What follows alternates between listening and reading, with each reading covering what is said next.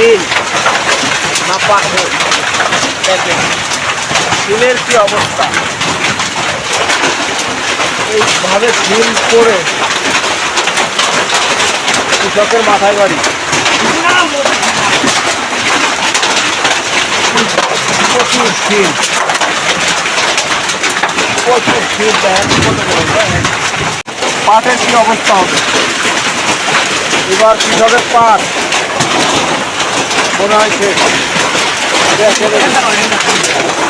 এই হাতের পর এসে পড়লো। আমি সেলিনে চুল কাটাচ্ছিলাম, হঠাৎ বৃষ্টিতে যে পরিমাণ শীত।